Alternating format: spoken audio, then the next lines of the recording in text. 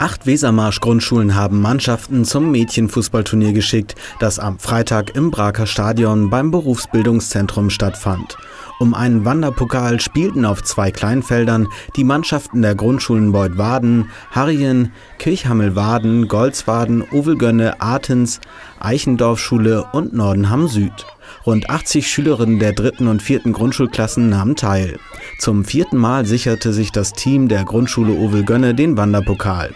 Ziel dieses vom Kreissportbund Wesermarsch zum 4. Mal veranstalteten Turniers Kicking Girls ist die Integration von Mädchen mit Migrationshintergrund.